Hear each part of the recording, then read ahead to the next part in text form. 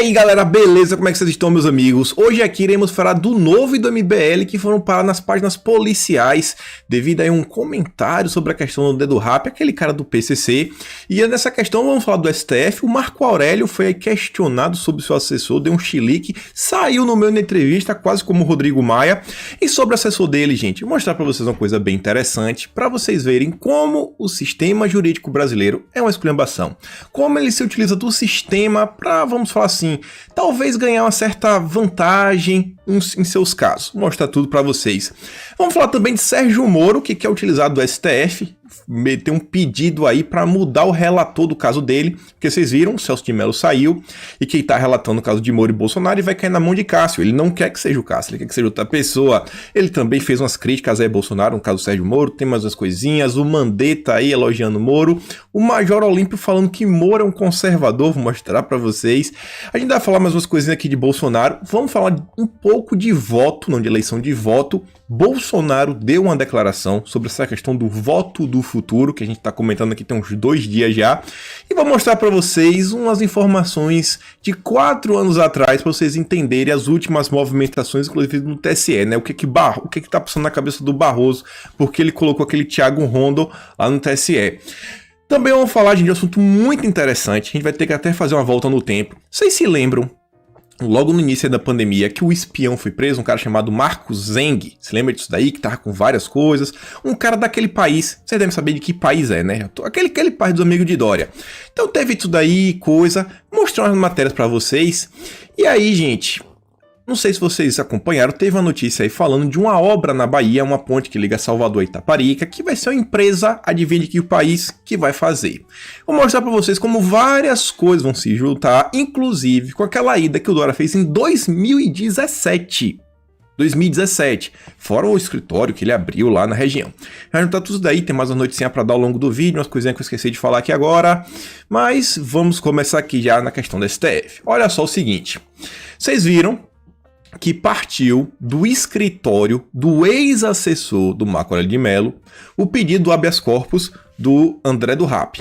Partiu desse escritório. Ele é sócio, foi da sócia dele. Só que agora a revista Oeste aqui nos informa que o ex-assessor atua em mais 15 processos no STF. Aí você, né, vai analisar isso daqui. Vejam só. O ex-assessor de Marco Aurélio de Mello, o advogado Eduardo Baldo Barbosa, atua em um processo que tramita no STF e é conduzido por seu antigo chefe. Trata-se de um mandado de segurança impetrado pelo Conselho Nacional de Justiça. Barbosa atua juntamente com a sócia, a advogada Ana Luzia Gonçalves da Rocha. Recentemente, a advogada foi responsável pelo habeas corpus do André do Rap. A dupla de defensores particulares com escritório em Brasília acumula pelo menos 24 processos que tramitam no STF. O regimento interno da corte não proíbe que ministros julguem casos conduzidos por antigos funcionários. Barbosa trabalhou no gabinete de Marco Aurélio durante 2 anos, até fevereiro de 2020. Aí você pode falar, tá, isso aqui deixa a gente indignado, e você vê, né, como o procedimento, a lei, eu acho falha. Como é que o seu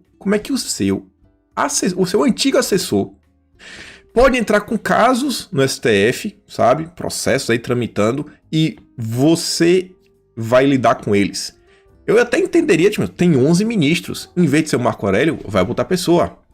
Ainda é estranho, acho que talvez devesse ter uma lei para assim, ex-assessores de ministros do STF não podem entrar com caso no Supremo, para evitar questão de conflito de interesse, sabe como são as coisas. Só que o problema, gente, vai além, tá ruim, vou mostrar para vocês como pode ser pior.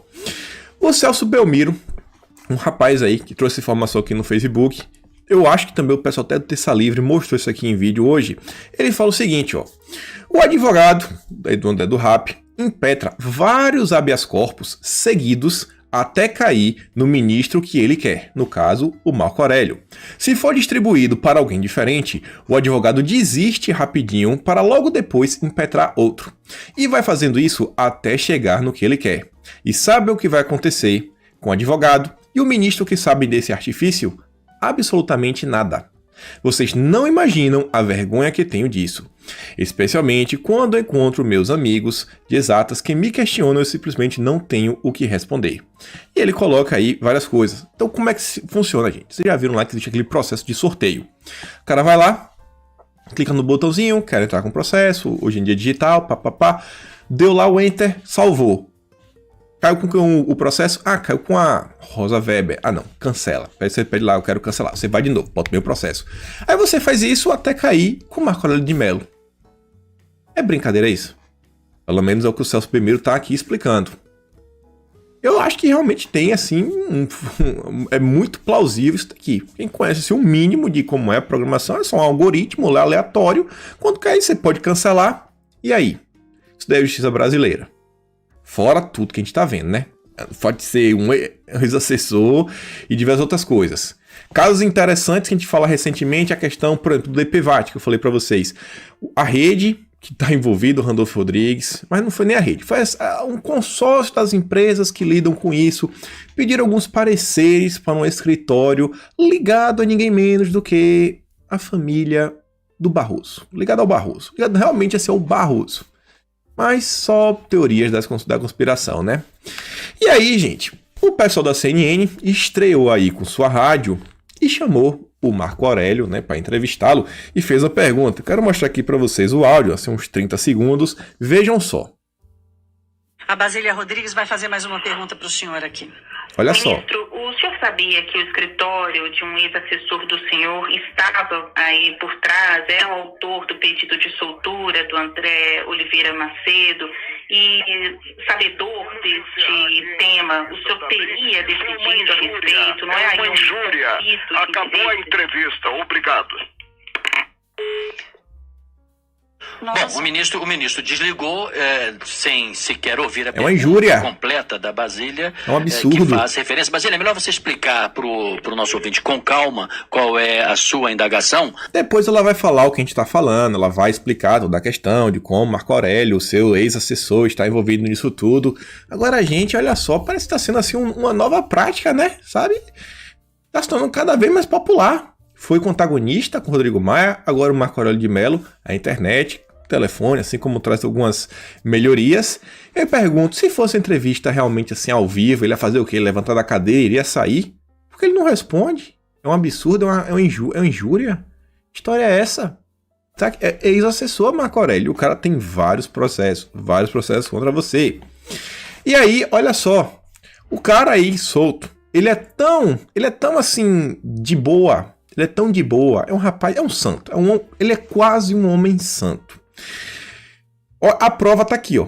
Ele foi colocado na lista vermelha da Interpol.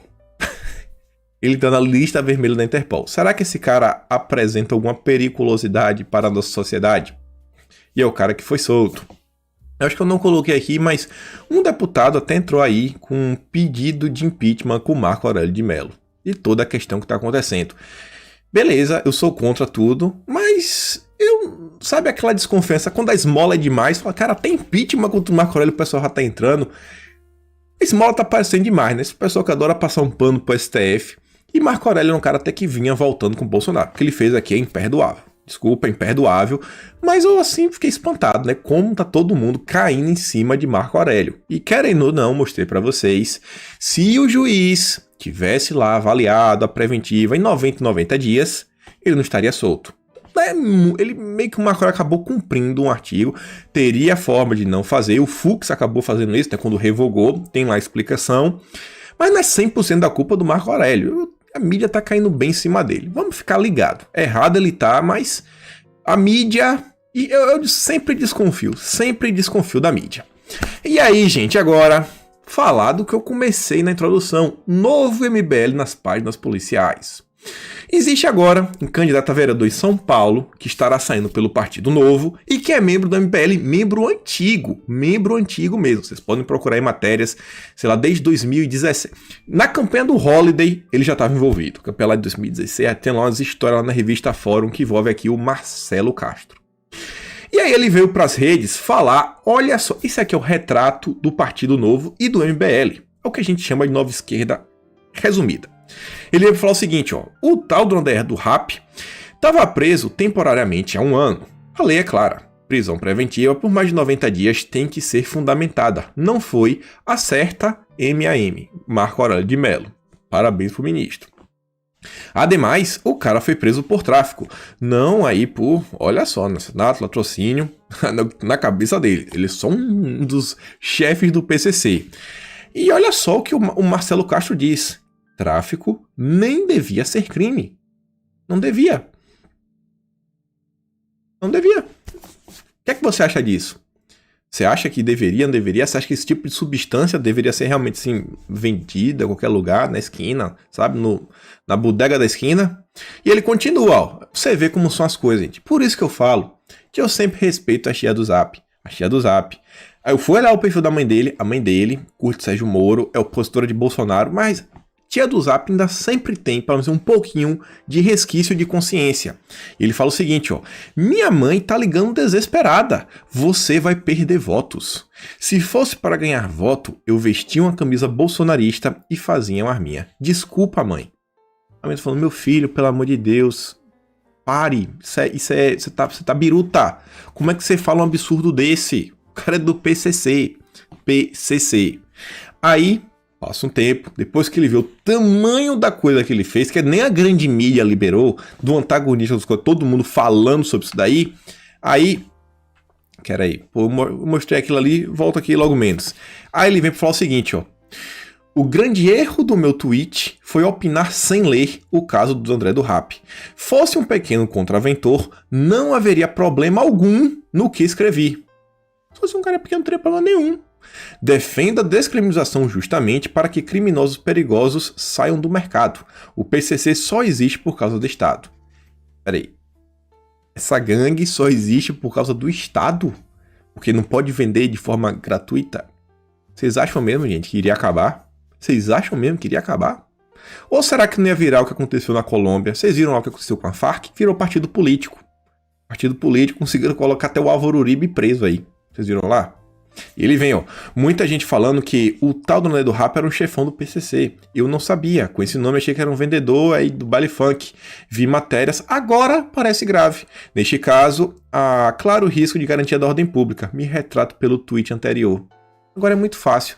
E o engraçado é o seguinte, ele é de São Paulo, a coisa aconteceu em São Paulo, pelo Ministério Público de São Paulo, até o Sérgio Moro, que ele tanto venera, ele realmente venera e idolatra o Sérgio Moro, você vai no perfil desse cara, posicionou contra, ele é candidato a vereador, deveria se importar com a sua cidade e seu estado, e ele não viu, ele não sabe, é uma notícia que parou em todos os jornais do país. E falando nessa questão de substâncias ilícitas, quero só mostrar para vocês uma coisa. Olha só essa matéria que saiu na Folha de São Paulo de forma recente. Quando eu digo para vocês, né, que sempre presuma, eu não digo isso para vocês sempre, mas a gente vem falando nos últimos 2 dias do Jorginho Soros. A Folha de São Paulo lançou a matéria e eles nem fizeram questão de esconder.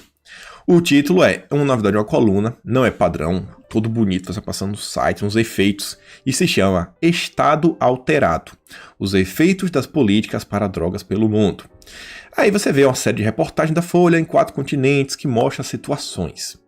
E olha só quem está apoiando financeiramente, ó. Apoiado por financiamento da Open Society Foundation, a empresa do Jorge Soros.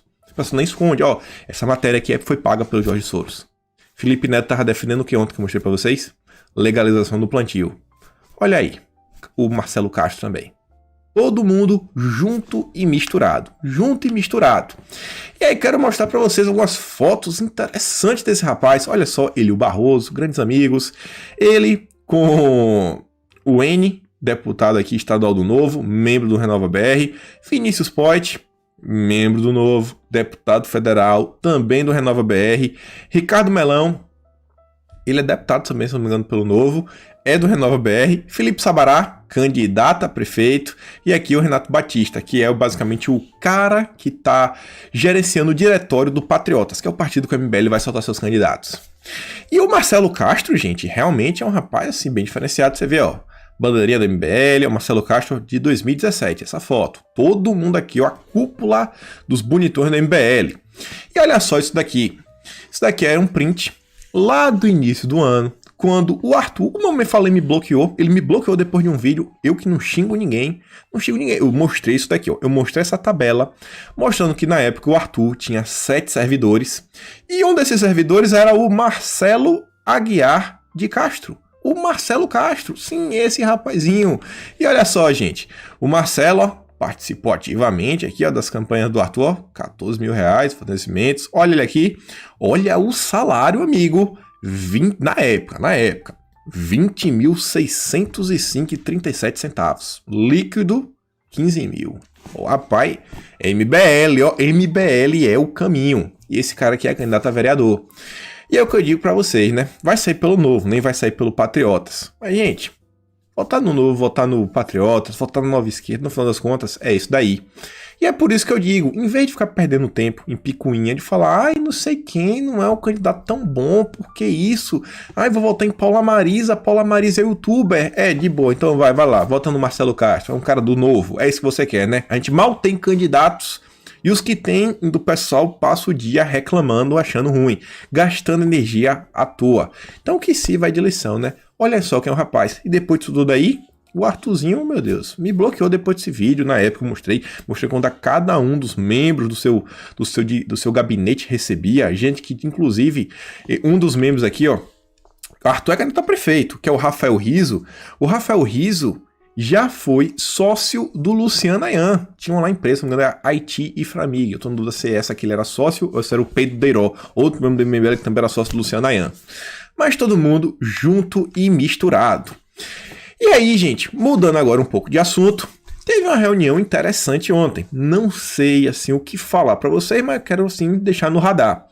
Bolsonaro conversou com o Fux. Aqui é a própria nota que saiu oficial, saiu do STF, acho melhor pegar assim, do que as matérias da grande mídia, que diz o seguinte, ó. Fux recebe Bolsonaro em primeiro encontro entre o chefe de poderes. Não tinha se encontrado assim no homem a homem. Disse que não tinha ninguém na sala, foi um encontro sozinho, não tinha nem assessor nem testemunhas, a não ser que o Bolsonaro contou para alguém, o Fux deve ter contado com algumas pessoas, mas não teve nenhum furo de jornalista. E diz o seguinte, olha que interessante. O presidente do STF, o Fux, recebeu a primeira visita de cortesia do Bolsonaro. E esse encontro foi solicitado pelo presidente da República. Estabelece o diálogo institucional entre os líderes e reforça a harmonia entre os poderes. Olha Bolsonaro tentando trazer o STF para perto, tem que conversar, falar, ó, viu todos os problemas causados, foi lá, pediu para falar com o Fux, falou, Fux, e aí, cara, vamos resolver umas coisas aqui, Fux, vamos, do jeitinho, do jeito que tá não dá, vamos tentar colocar o país nos trilhos, O Fux, querendo ou não, tem umas coisas meio complicadas, um apoio da Lava Jato, mas fazer o quê? É melhor conversar com o Fux do que esperar o próximo presidente do STF. Você sabe que é o próximo presidente que vai substituir o Fux em questão de 2 anos? Luiz Roberto Barroso. Durante as eleições presidenciais... Não devo falar isso aqui, logo a gente vai falar de voto. Aí, olha só, a reunião durou 45 minutos e acontece sem a presença de assessores ou ministros. Na oportunidade, Fux apresentou os principais diretrizes da gestão à frente do STF e do Conselho Nacional de Justiça para o biênio 2020-2022. Fux destacou ao presidente da República que pretende fortalecer a vocação constitucional do Supremo. Eu quero entender um pouco o que é que Fux classifica como vocação constitucional. Se ele está falando assim que o STF nasceu realmente para julgar, sabe, desempenhar o papel de um juiz, de uma corte, muito bom. Porque a gente tem visto que o STF está gostando de legislar um pouquinho, né? O ativismo judicial está acontecendo. E aí fala mais uma coisa, mostrou daquela gestão lá, os 5 pilares da gestão dele. Não sei. E aí, isso é uma matéria do antagonista sobre essa questão. Deixo aqui para vocês em aberto para a gente olhar, né? Vamos ver o desdobramento disso daí. Mas o antagonista diz o seguinte, ó. Questionado sobre reunião com Fux, Bolsonaro fez coraçãozinho com a mão. Bom sinal? Ele podia ter dado legal, podia ter dado aceno, podia ter só qualquer coisa. Um coraçãozinho, não sei, achei um pouco simbólico. Senti que ele gostou da conversa. Senti que ele gostou. Não vou dizer que foi o melhor cenário, mas acho que Bolsonaro pode ter gostado. Vamos acompanhar. E aí que eu falei pra você a questão eleitoral. Vou mostrar aqui a fala de Bolsonaro, depois fala tem aquele comentário colocando o Barroso. Olha só. Perguntaram para Bolsonaro o que ele acha desse voto do futuro, né? Voltar pelo celular ou pelo computador. Olha o que o presidente disse. Pergunta, presidente. O TSE estudar a probabilidade do voto online pelo celular ou computador. Eu prefiro o papel. Nós preferimos. O papel tem como, acoplado ao eletrônico, é uma forma ideal de você não ter fraude de eleições. Agora no telefone, eu não sei como é que seria, desconheço. Mas se for o cara votar aqui no dia das eleições, pode um cara do lado comprar o voto dele e ele vota ali na hora dele. Isso pode acontecer. Nos Estados Unidos é tudo no papelzinho. É papelzinho, é. Não precisa falar mais nada, né? Tá certo. Também?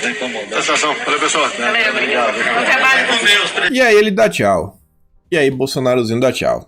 Eu fui atrás de algumas informações sobre isso daí. Uma das propostas, das formas de fazer isso daí, desse tipo de voto, o cara fala através até de blockchain, de uma forma que, imagine, em vez de um bloco cair em uma única urna, caem todas as urnas ao mesmo tempo. Aí, cara, eu não vou dar explicação para vocês o que é blockchain, vai levar muito tempo. Quem já viu um curso de internet, olha, quem tiver interesse, vai atrás. Para eu tentar ser até um pouco justo. É uma coisa que tem uma certa segurança, realmente. Você vai, a depender, pode ser.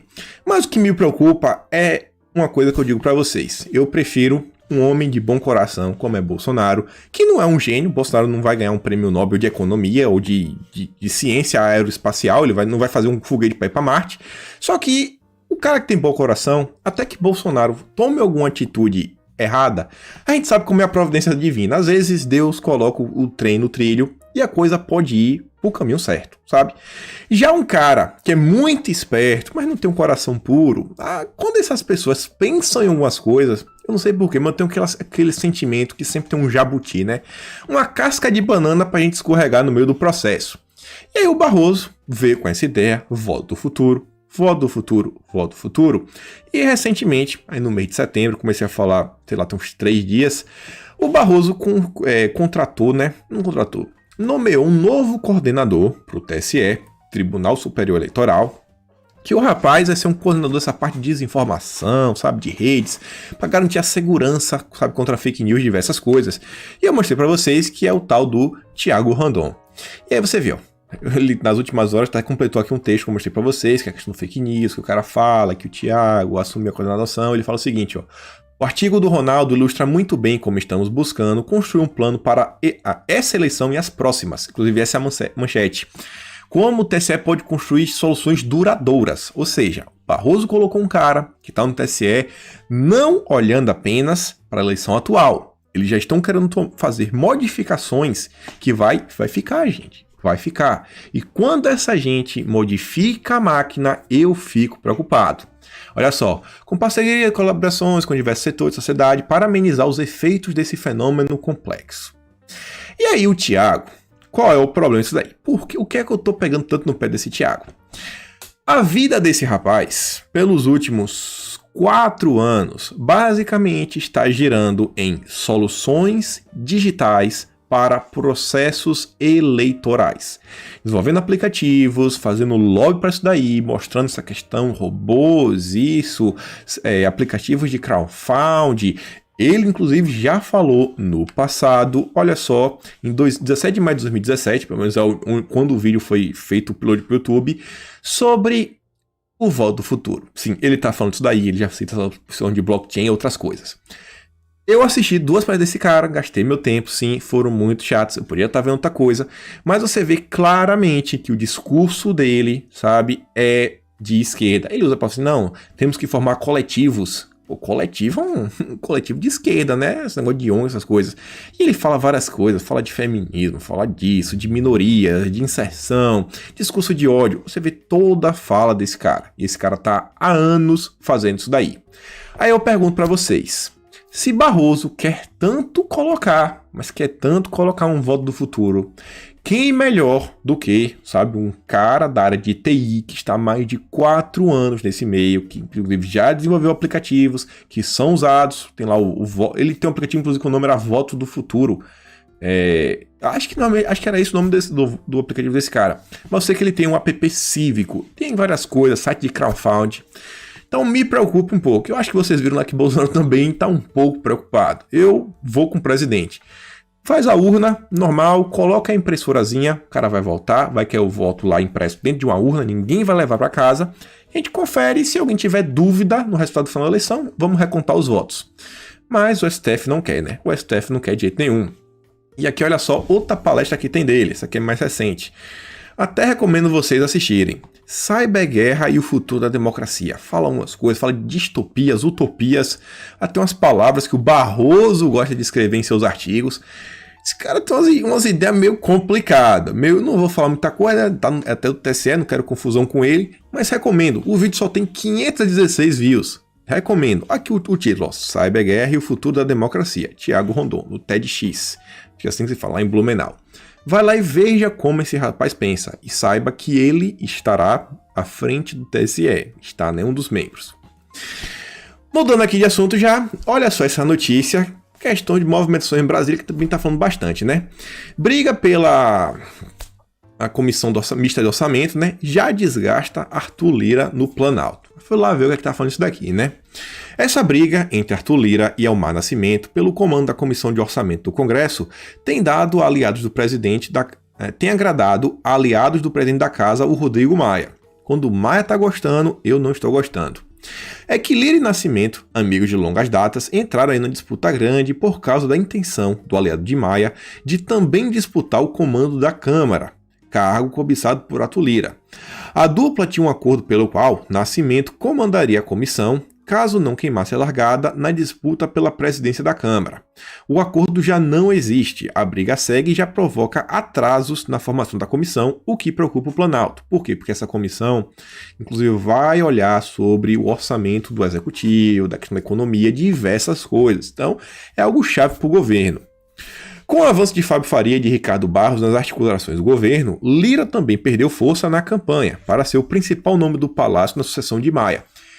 Ele é, a priori, um dos principais nomes fortes, realmente, é ligado, mas Bolsonaro nunca bateu o martelo, sempre deixou aberto.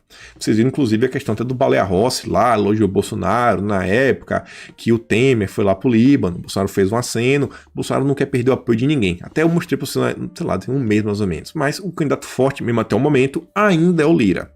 E olha só, quanto menos Lira e outros deputados se entenderem sobre questões de interesse do governo, como avançar nas matérias do orçamento, melhor é para quem defende o projeto de reeleição de Maia ou mesmo um nome do campo político dele. Ou seja, quando a base do governo, quer dizer, quando a base do governo não consegue colocar em prática os planos do governo, ou tem problemas, tem embates, cara, não é bom pro governo e acaba perdendo muito tempo e cedendo tempo para os adversários começarem a se articular.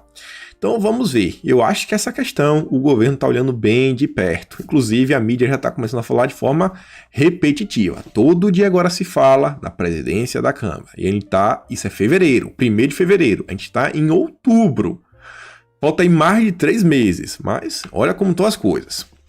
E aí, continuando aqui, gente, teve uma fala que eu acho interessante, que foi de Carlos Bolsonaro. Ele traz aqui uma imagem, diz que Bolsonaro inaugurou mais uma escola cívico-militar, fala várias coisas. Ele diz o seguinte, ó: um homem sozinho não muda tudo na velocidade e do jeito que gostaríamos em tão pouco tempo. Entretanto, vemos muitos avanços acontecerem, mesmo que uma infinidade de poderosos não queiram. Este é o jogo. Todos precisamos ter consciência e fé. É um jogo. E aí você vê, né? Bolsonaro foi lá se encontrar com o Fux. Vai falar para ele não se encontrar com o STF. Vai falar para o Bolsonaro não tentar acalmar os ânimos. Então, o presidente está fazendo algumas coisas. O Carlos sempre teve um bom contato com a base. A base sempre ouviu o Carlos. Principalmente a base nas redes, base no Twitter. É sempre lá no Twitter. Então, se o Carlos está falando, cara, tem um pouco de consciência e fé e tá jogando o jogo. Juntando com o que eu falei nos últimos dias, eu acho que a gente está no caminho certo. Vamos esperar para ver. Fevereiro de 2021, acho uma boa data para botar um termômetro no governo. E aí, mudando de assunto mais uma vez, falando do cara aqui que não sei o que falta na vida desse cara. Sabe se é amor, sabe se é Jesus no coração. Mas, defesa de Moro pede guerra com... A manchete acho que está mal escrita, né? Mas basicamente, eles criaram confusão com o Bolsonaro para ter um novo relator no STF. Aí você vai ver o que aconteceu, né? A Defasa, tô dizendo que o pessoal da Defesa vai escrever o Defasa, meu Deus. A defesa do ex-ministro de Justiça, Sérgio Moro, pediu ao STF um novo relator seja designado por inquérito. Partindo da premissa objetiva decorrente da aposentadoria do Celso de Mello, o presente inquérito policial não possui relator originário a partir da data de hoje, então requer-se imediata redistribuição do feito nos termos dos dispositivos regimentais acima mencionados. Então você vê, pessoal, que é o novo. Por quê? Porque a conversa é que o Cássio iria entrar e iria assumir os inquéritos processos do Celso de Mello. Por que Sérgio Moro não quer? Deixa aí, Sérgio Moro. Dia 21, sabe? Semana que vem, basicamente, o Cássio já vai passar pela sabatina, semana que vem, uns 10 dias, vai passar pela sabatina, vai tomar posse, e aí ele vai pegar seu papelzinho e vai botar pra frente. Não tenha medo. Quem não deve, não teme, Sérgio Moro. Quem não deve, não teme. Espera aí 10 diazinhos, né? Mas vejam, como o Moro está preocupado com isso. Desde o início do depoimento, eu acho que pegou muita gente de surpresa, o advogado que ele escolheu, pegou um advogado criminalista, especializado na área de lavagem de dinheiro, que não tem nada a ver com isso daí, para defender ele. Um advogado caríssimo, que trabalha, inclusive, trabalhou na Lava Jato. Não, trabalhou naqueles escândalos do Odebrecht. Então, vai vendo. E aí, né, na quinta-feira, e aí, segundo a defesa de Moro, a redistribuição do inquérito é necessária, considerando a natureza célere do procedimento inquisitorial, bem como o prazo cedido para o seu término. Aguenta aí, Moro, é só mais 10 dias. E ainda Sérgio Moro veio lá, né, para dar uma matéria da CNN, dizendo: se diminui o risco e aumenta a oportunidade, a corrupção volta. Eu grifei, mas está aqui de novo o grifo. Juiz responsável pela Operação Lava Jato no Paraná em 2014 e final de 2018, Sérgio Moro criticou a afirmação do presidente Jair Bolsonaro de que a força-tarefa acabou para o seu governo porque não haveriam casos de corrupção, segundo ele, a serem investigados. Em entrevista à CNN, nesta terça-feira, o ex-ministro da Justiça argumentou que, olha só, a máquina da Lava Jato precisa ser mantida para manter no horizonte de políticos potencialmente corruptos o risco de virem a ser investigados. Gente, é muito bonita essa frase de Sérgio Moro, mas sabe como é que eu interpreto isso? Sérgio Moro quer manter a estrutura lavajatista para fazer com que esse estado policialesco que o Brasil vive se perpetue. Ele não quer acabar. Existe hoje um estado policialesco no país. Você vê por que Sérgio Moro queria tanto o COAF. A gente acabou sabendo na época da Vaza Jato, porque o Deltan tinha falado lá com o Lionel, falando assim: e aí, cara, dá uma olhadinha aí no COAF, assim, uma olhada informal. Olhada informal. Até o Gilmar Mendes se indigna com isso. E vamos concordar. Olhada informal no COAF. E aí você vê, o Moro colocou na época a Érica Marena no COAF, que é da equipe dele, desde a Lava Jato, inclusive trabalhou no caso, aquele caso que não é nada famoso, ninguém nunca ouviu falar, que é o Banestado. Banestado, que não deu em nada. Pizza. Que o Moro era o juiz, o Carlos Lima também estava tapado. Outra coisa, que hoje em dia é o colunista do antagonista, que era da Lava Jato. E aí, Moro, rapaz, eu só consigo acreditar que Moro quer manter esse estado policialesco que o país vive. Que, convenhamos também, a gente viu que esse pessoal às vezes esquece de como a justiça deveria ser, né, o procedimento, e resolve fazer assim, umas coisas meio de barrigada, que são meio complicadas. E aí, olha só, a decisão de cometer um crime de corrupção envolve sério risco e oportunidade. Se diminui os riscos e aumenta as oportunidades, a corrupção vai aparecer, ela volta. Não podemos achar que vamos coibir essas práticas unicamente confiando na virtude das pessoas, disse Moro. Então, ele tá falando isso daí, acho que porque Bolsonaro diz, né, que ele escolhe pessoas, sabe, de confiança, ele não escolhe qualquer um, não é indicação política, principalmente nos ministérios, pessoas chaves, ele sempre coloca as pessoas certas. Agora, o que também me entristece é que ele é um juiz que passou por concurso público e parece que ele se esquece que existe Ministério Público, que existe Polícia Federal, que existe auditorias. Ele quer vender uma ideia que só a Lava Jato é que combate a corrupção. Só a Lava Jato, e não é. Isso é mentira. Isso é mentira. Mentira. Isso daí ele quer puxar o peixe dos amigos dele, os lavajatistas. E depois ainda vai, ó. O ex-ministro criticou o presidente Jair Bolsonaro. Segundo ele, mesmo com aprovação em alta e influência no Congresso, o presidente não se engaja na agenda anticorrupção. Aí uma piada. Diante de tudo que o governo vem fazendo, diante de tudo que o governo fez, me falar que não se engaja, aí não dá, né? Aí a culpa é de Bolsonaro. Porque o Sérgio Moro não fala do... Ele nunca... Vocês já viram eu trazer, ou vocês já viram com seus próprios olhos, Sérgio Moro cobrando a Rodrigo Maia que ele paute a PEC da segunda instância? Prisão após segunda instância. Vocês já viram isso? Eu nunca vi. Ele só fala de Bolsonaro o tempo todo. Porque é a única forma dele se manter politicamente relevante. Ele quer ser candidato, possivelmente a senador em 2022. Ele, presidente, ele sabe que ele não ganha. Não vai ganhar. A não ser que, talvez a mulher dele, né, fale umas coisas, ele acredite na palavra da Rosângela. E aí, gente, olha só. Veio o Mandetinha, ele, ninguém tava nem aí, não deu repercussão na ida dele no Roda Viva, nem nos jornais saiu. O cara tá extremamente apagado. Mas ele vem falar das eleições de 2022 e diz o seguinte, Moro tem que ficar no Brasil e lutar. Inclusive, ele queria que Moro fosse o vice-presidente dele, né? Vice na chapa. E o Carlos fala o seguinte, né? Essa ciência, a biografia e os tucanos. E aí o Renatinho fala o seguinte, o biografado Fujão, que correu do Ministério da Justiça logo após a prisão do Fuminho, outro membro do PCC, anuncia mais uma fuga, sua saída do Brasil, inclusive virando motivo de chacota com o próprio Mandetta, seu amiguinho. Mas a máscara que cai é de Jair Bolsonaro. A culpa no final é sempre de Jair Bolsonaro. Vai vendo, vai vendo.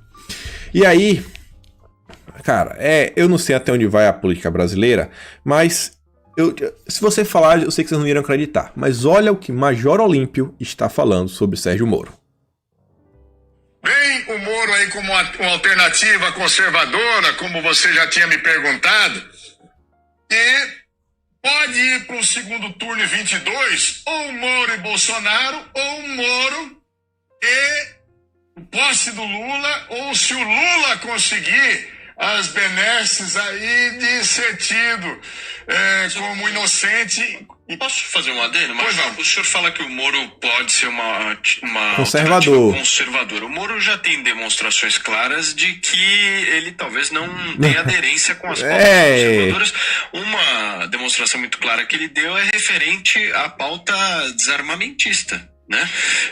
Como é que o senhor encara isso? Ele é uma alternativa conservadora que não é armamentista? Não, mas todo mundo tem aí posicionamentos que não agradam todo mundo. Nem Jesus Cristo agradou a todos. Eu nem vou continuar mais, gente. Que agora é só choro, maluquice, sabe? Ginástica mental pra falar que não é assim, que Moro é conservador. Diante de tudo que a gente já viu, né? Defende ativismo judicial, defende o aborto, defende desarmamento, queria colocar Ilona Sabó, amiga do Jorge Soros. Mas não, Moro é conservador. Meu Deus, eu quero saber que conservadorismo é esse de Sérgio Moro. E aí, já avançando um pouquinho no assunto aqui também, pra gente chegar na questão do ex-espião e mostrar umas coisas que tá acontecendo lá na minha Bahia, que afeta o Brasil inteiro, não acho que é brincadeira. Olha só. O Átila Tamarindo, ele traz aqui uma postagem da tal de Sabine, alguma coisa, sei lá, se pronuncia essa menina, que ela fala o seguinte, o que preocupa é a anulação do Ministério da Saúde, diz o Mandetta no Roda Viva. É quase como se o Ministério da Saúde tivesse sido colocado de castigo, ele falando barbaridade do Pazuello, falando que não é ministro coisa nenhuma, que acabou o Ministério da Saúde. Não sei nem como levar isso a sério. Aí o Átila soltou uma... Eu achei que ele já tinha descido, sabe, até o fundo do poço. Só que agora ele desceu até o fundo do poço, ele pegou uma pá e ele começou a cavar para mostrar que dá para passar do fundo do poço. E ele fala o seguinte, ano que vem, sim, 2021, a pandemia vai voltar. A economia estará no chão, brasileiro sem dinheiro, dólar no teto, doenças crônicas não tratadas em 2020 e o Brasil sem Ministério da Saúde. Ele já tá falando que ano que vem vai ter pandemia de novo. Vai voltar, gente. Vai voltar. Aí eu pergunto, peraí, mas só pra gente não ser assim tão chato com ele. Se vai voltar, é porque já acabou? Então agora pode acabar o lockdown, as crianças podem voltar pra escola, tudo. Agora até onde vai, né? É o mercador, sabe? Tem que vender alguma coisa. É o clickbait. É o cara do clickbait. Ano que vem vai voltar. Ele já tá te falando. Tudo de novo. E aí, olha só, aqui é a resposta do povo para ele. um cara aqui da esquerda vem reclamar, ó, no Leblon, no feriado de ontem, durante a maior pandemia, virou carnaval, aglomerado, sem máscara, aí todo mundo aí, coisa de fora, literalmente, realmente tem um cara assim que abaixa. Aí o Roger falou o seguinte, imagina no carnaval, o Dória já vai reabrir o sambódromo, o Bruno Cláudio vai reabrir o sambódromo brevemente, para as famílias poderem utilizar aquela área. Não duvide não que vai ter carnaval no que vem, viu? Eu não gosto de carnaval, mas dessa vez eu quero que tenha um carnaval. Gente, quero mostrar essa imagem aqui para vocês, do governo. Já dá sei lá, bater uma palma pro governo, porque apagou, tanto que tem essa quadrada azul aqui embaixo falando o seguinte, ó, erra carregar o tweet, o governo apagou, voltou atrás, graças com certeza à pressão do povo. Olha só, o governo federal postou algumas coisas sobre a vacina e falou que o plano de imunização do governo será apresentado nos próximos meses e está previsto o rastreio e o monitoramento de cada dose, rastreio. Para isso, será necessário fornecer o CPF no ato da vacinação. Cara, perguntar a vocês, alguma vez vocês apresentaram o CPF quando vocês foram tomar a vacina? Porque esse pessoal quer saber. Gente, cada dose vai ter um número de série. Por que quer saber quem tomou o quê? É meio complicado. Vou fazer até uma meia-culpa pro governo. Que existe aquele projeto da unificação do sistema de saúde, que, por exemplo, você fez, até um amigo meu estava falando, sei lá, eu estava lá na Bahia, topei, fui no hospital, tomei um remédio para desinflamar, e aí tive uma reação alérgica, depois voltei e falei, tive uma reação alérgica, eu sou paciente, eu não tenho memória fraca, não lembrei. Depois mudei de estado, fui para São Paulo, e aí a pessoa me pergunta, e aí, você pode tomar qualquer remédio? Eu falo, pô, não posso tomar qualquer remédio, porque eu tive uma reação alérgica. Tá, e qual foi o remédio que você tomou daquela vez que teve a reação alérgica? Eu falo assim, pô, eu não lembro. Ela falou, pô, você pode me passar o seu CPF? E aí a ideia do governo é criar um banco de dados, por exemplo. Então vai ver, pô, lá em 2010 você tomou aquele remédio, teve uma reação alérgica, então, sei, tá tudo no sistema. Então criar um sistema unificado. Talvez a ideia do governo é colocar isso daí, mas pô, nessa situação, para que a gente envolver na pandemia, eu acho bem complicado. Eu acho bem complicado mesmo. Ainda mais vendo que o governo foi lá e apagou. Então, vamos esperar para ver. Mas quero mostrar que você o que teve, mostrar. O governo já voltou atrás. Colocou isso daí. A mídia fez até uma repercussão mostrando que a base estava revoltada com o governo. O governo já voltou atrás, pelo menos apagou a postagem. Vamos ver o desenrolar disso daí. E aí o Fiuza fala o seguinte, ó. Como é que esse plano de imunização do Ministério da Saúde prevê o início da vacinação no primeiro trimestre de 2021? Previsão baseada em que cronograma científico? Aderiram à onda da especulação, porque a gente não sabe se realmente vai ter vacina ou não.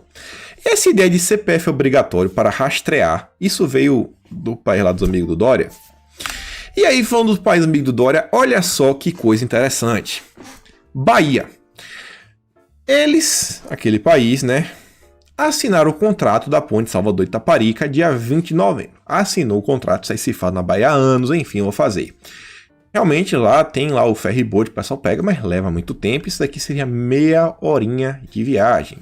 É um percurso aí de... desculpa, acho assim, o percurso mais perto dá em torno de 13 quilômetros, eu sei disso, porque tem a travessia mais grande de Salvador, uma travessia de maratona aquática. Meu pai já fez essa travessia 3 vezes. Não hoje, né? Quando eu era mais novo. E aí, olha só. A preparação.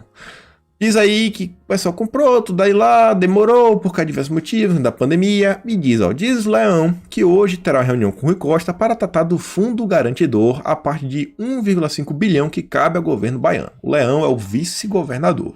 Tá aí em campanha, ajudando o candidato. E aí, fala aí, o governo da Bahia vai entrar até com valor. Beleza. Até aí tudo bem. Só que aí, olha só. Olha essa matéria aqui, ó. 29 de março de 2019. Esse site aqui não tem... Eu acho que ele não tem um engajamento político. Se tiver, não é da direita. Mas ele já fala o seguinte, ó. Nova rota da seda, une Itália e o pessoal, em investimentos para a infraestrutura. Os amigos do Dória por meio de suas empresas, afirmou que em várias ocasiões que um dos principais focos de investimento no Brasil é infraestrutura, logística em portos, rodovias ou ferrovias. Não só isso, a nova Rota da Seda também contempla a parte de energia, sim, energia, e agricultura. Pelo menos isso, e mais algumas coisinhas, mas agricultura, energia e infraestrutura e logística é essa chave. Vou explicar logo menos. E você vê, ó, um dos exemplos de outras empresas que já veio para o Brasil em 2016 é a 4C. Communication Construction Company. E o primeiro C é o nome do país. 4C, vou chamar de 4C, que entrou no Brasil em 2016, comprou 80% de uma construtora de médio porte, com remate por 350 milhões. Em 2017, ela fechou a aquisição de 51% do Porto de São Luís, onde é sócia da família do empresário do Walter Torres. E olha só, você é um país que exporta muito, tudo é made in China, vocês veem aí todo que é canto. Você quer botar para frente, você quer botar para frente mesmo a sua mercadoria. Se você tem um porto que é seu, você já não pode fazer aquele porto de uma forma mais bonitinha para as coisas entrar mais fácil no seu país? Na Itália, eles, além de fazer um porto com certeza para eles ter um proveito maior, né, favorecer eles mesmos, ainda teve uma mudança na tributação. Não vamos cobrar tributo no que vai vir aqui, lá no meu país, para facilitar minhas exportações para o seu país. Esse povo não é besta. Eles querem controlar a logística. Aí imagina se, não sei, começa um conflito meio ideológico entre eles e, por exemplo, Estados Unidos, e ele tem o dono do porto fala, no meu porto, o seu navio pode até entrar, mas eu vou te dar aqui um amasso, talvez de uma semana, até tu poder descarregar teu container, ou começa a gerar problema, descaso, ou até realmente fala, não, eu não vou deixar teu navio parar no meu porto, porque eu sou dono, eu tô 51% do porto. O que é que vocês acham? É muito improvável? E aí você vê, ó, faturamento global de 70 bilhões, a maior empresa de infraestrutura deles tem planos ambiciosos para o país, de terminais agrícolas, olha só, agrícola, aí fala o TGB da Babitonga em Santa Catarina, até a fatia da Ferrovia Malha Sul. A estatal chinesa também está de olho nos leilões do setor de infraestrutura, como a Ferrovia Ferrogão e a construção e operação da ponte Salvador-Itaparica. Isso daqui era no início do ano passado, em março. Aí, estava falando dessa empresa. Qual é a empresa que fechou o contrato? Isso daí, no final do ano passado, é a matéria do próprio site lá do país. Peguei lá, fui lá no navegador deles, que só pesquisa na língua deles, depois traduzi para o português.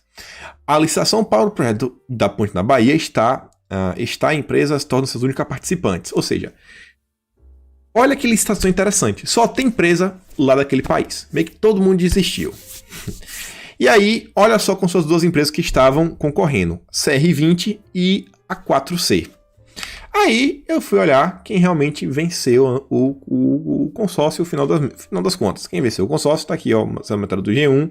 Foi um conglomerado de 3 empresas, que foi a CR20 e 2 divisões da 4C. As empresas que já estavam lá. Então, são empresas que desde 2016 já estão no Brasil. Pelo menos uma delas, a 4C. Você vê como são as coisas. Olha há quanto tempo esse pessoal já está trabalhando no seu plano dentro do Brasil. E aí tem uma matéria que é interessante, que é uma matéria de 2019, 1º de setembro, que diz o seguinte, ó, Nordeste vira palco, uma nova disputa tecnológica entre a América e o pessoal dos amigos de Dória. E não sei se vocês estão acompanhando, tem algo chamado que é Consórcio do Nordeste. Só os governadores comunistas do Nordeste. É quase um Fórum de São Paulo nacional, sabe? Só do Nordeste. É um Fórum de São Paulo no Nordeste. Engasguei agora. E olha só que interessante essa matéria. Olha só. A da Rua era para ter grifado essa palavra, que é uma empresa que fabrica câmeras com capacidade de reconhecimento facial e que entrou em agosto na lista de empresas vetadas pelos americanos, já fornece equipamentos para o governador de Pernambuco e na Bahia, além de participar na licitação do metrô de São Paulo. Na Bahia, foram investidos mais de 18 milhões em sistema de reconhecimento facial daquela empresa que quer participar do 5G a todo custo. Segundo o governo, a tecnologia permite à polícia baiana comparar os rostos, as câmeras instaladas com os bancos de dados da Secretaria de Segurança Pública. Ó, uma empresa que o Estado fala, existem leis que toda empresa lá, se o governo deles quiser ter acesso ao banco de dados, eles podem ter. significa que possivelmente hoje, talvez, eles já tenham todo o sistema de banco de dados da Secretaria de Segurança Pública. Corre o risco de eu ir lá dar um passeio, se eu for lá dar um passeio, ele até a foto de minha cara já e saber de onde eu vim e tudo, porque, cara, Secretaria de Segurança Pública tem acesso. Vai vendo, ó, olha a empresa, da rua, grava essa empresa, porque eu vou falar do espião lá que foi preso lá no início do ano. O Ceará estuda ampliar seu sistema, com parceria com a da rua. Em Pernambuco foram compradas 1.380 câmeras da mesma empresa de segurança no metrô. E olha só, essas empresas estão participando ativamente da cooperação de cidades inteligentes. E acho que vocês devem saber o que é isso. E olha só, quem disse isso daí foi a cônsul lá no Recife, a Yan Yuking. Acho que é assim que se fala, acho que é uma mulher. Estamos dispostos a contribuir para o desenvolvimento da tecnologia de informação no Brasil sob o Belt and Road Initiative, que é BRI, ou informalmente, Nova Rota da Seda. Vai vendo. Querem colocar a todo custo o Brasil na Nova Rota da Seda. Afirma ela em referência ao maior projeto do governo para ter acesso a mercados internacionais por meio de obra de infraestrutura. E aí essa matéria que eu falei que achei interessante mostra o quê? Em setembro do ano passado, eles já tinham colocado a mão. No Maranhão, construção dos portos, negociação para a campa de câmara de reconhecimento facial, Piauí, investimento em energia eólica e solar, fornecimento de fibra ótica, né? 5.000 quilômetros lá no Piauí conectado. Olha só, estrutura de internet. Bahia, participação do projeto aí da ponte, já era aí a 4C e a CR20, e é outra empresa aí. Investimento em energia renovável, também na Bahia. Energia. Imagina não ter energia elétrica. Já passou um dia sem energia elétrica? Imagina quem controla a energia elétrica é outro país. Que você possa ter talvez até um embate. Investimento de mais de 18 milhões no sistema de reconhecimento facial, isso na Bahia. Olha a empresa, aquela começa com H. Projeto de leve transporte do consórcio Skyrail na Bahia, que isso é questão de metrô, ferrovia, logística de pessoas. Pernambuco, metrô, questão de câmeras, governo também câmeras, reconhecimento facial, comprar a parte de uma empresa de combustível. Na Paraíba, licitação, também reconhecimento facial, consórcio Nordeste, tá com tudo. Participação aí no estaleiro, também questão de portos. Ceará, fibra ótica, 5.800 km. Vídeo monitoramento, também aqui ó, com a da rua. Fornecimento técnico na área de saúde, vai vendo. Rio Grande do Norte, 2 bilhões em energia solar, também em tecnologia por empresas. Na Alagoas, embalagens e aí tem fontes que eles dão isso daí. E por que eu tô falando tanto dessa empresa da rua? Porque eu falei tanto, fiz questão de falar disso daí. Tem um espião que realmente teve uma matéria que saiu na grande mídia. Foi no início do ano, me perdoe porque eu não coloquei aqui a data, mas isso aqui eu acho que foi lá para março. Saiu uma matéria na época, aqui no Estadão, falando que juíza foi 14 flagrados com 15 mil testes da questão em prisão por tempo determinado.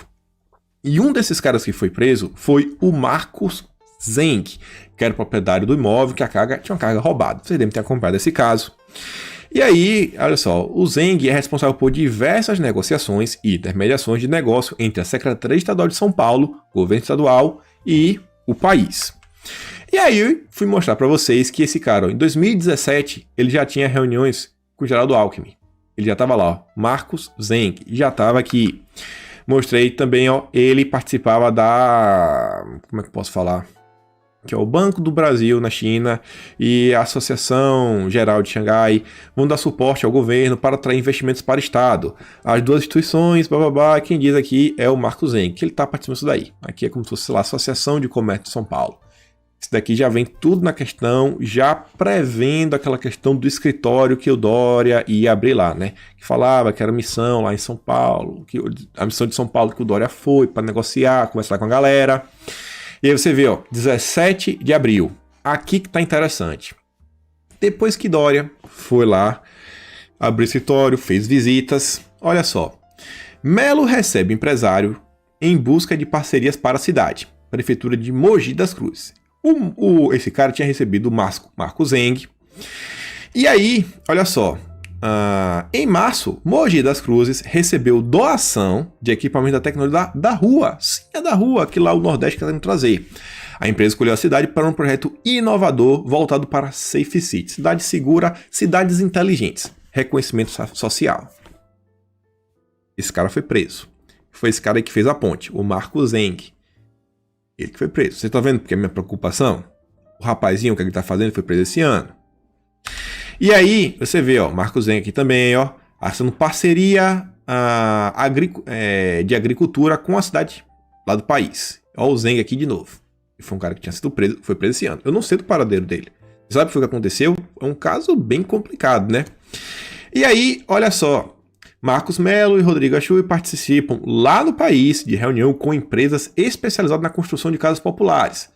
Questão de infraestrutura, construir infraestrutura. Quem estava ajudando também? O Marco Zeng. E aí eu quero mostrar isso aqui para vocês. É uma matéria de 2017. Você lembra que o Dória foi lá, tirou fotinha, um monte de coisa?